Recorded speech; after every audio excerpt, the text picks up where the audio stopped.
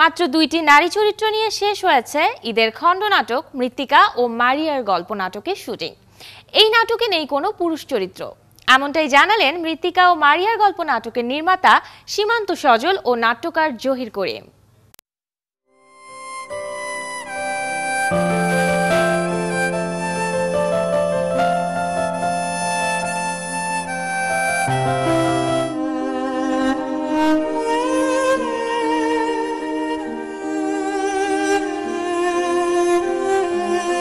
মৃত্তিকা ও মারিয়া একজন আরেকজন থেকে সম্পূর্ণ বিপরীত স্বভাবের এই দুই নারী ভালোবাসে একই পুরুষ রেশাদ চৌধুরীকে। আসলে আমি এত বিরক্তি নিয়ে বসে আছি। মানে কেন এত বিরক্ত কেন?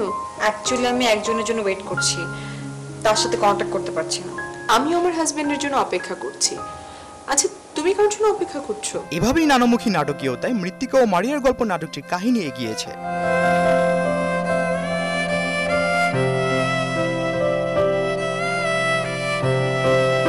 অনেক নাটক তো লিখি, অনেক নাটকই লিখেছি শুধু দুটো চরিত্র, একটা নারী একজন পুরুষ।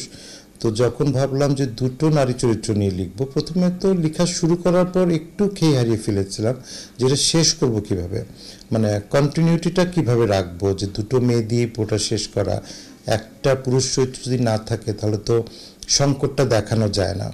তারপরে পুরোটা ডায়ালগের উপর দিয়ে করেছি এবং আলটিমেটলি দেখলাম নাটকটা মানে অনেক পরিচালকই এটা করতে চেয়েছিল। এই নাটকে সুখী রমণী মৃত্তিকা চরিত্রে আজমরি হক বাঁধন এবং ইভেন্ট ম্যানেজমেন্ট ফার্মের ক্রিয়েটিভ ডিরেক্টর মারিয়া চরিত্রে মেহরিন ইসলাম নিশা অভিনয় করেছেন। নন্দিত ফ্যাশন ডিজাইনার জহির করিমের রচনায় নাটকটি পরিচালনা করেছেন সীমান্ত সজল। মৃত্তিকা ও মারিয়ার গল্প নাটকটি এই কারণে অন্যান্য নাটক থেকে আলাদা, সেটা হচ্ছে নাটকটা শুধুই মৃত্তিকা ও মারিয়ার গল্প নিয়ে, যেই নাটকে আমরা এবং বাংলা নাটকের ইতিহাসে আমরা দেখতে পাবো এই প্রথম শুধুমাত্র দুইটি নারী চরিত্রের উপস্থিতি। এই দুটো নারী চরিত্র ছাড়া মানে স্ক্রিনে আর কোনো আমরা ক্যারেক্টার বা আর্টিস্ট দেখতে পাচ্ছি না। তো যে দুটো নারী চরিত্র দিয়েও যে 1 ঘন্টার নাটক হয় এবং শহরে একটা আধুনিক গল্প হয়, তারই বুনন আসলে এখানে বোনার চেষ্টা করা হয়েছে। সব ব্যাপারে পরাজিত হতে ভালো লাগে। শেষ হয়েছে মৃত্তিকা ও মারিয়া নাটকটির শুটিং ও পোস্ট প্রোডাকশনের কাজ। নাটকটি দেখতে অপেক্ষা করতে হবে ঈদ পর্যন্ত।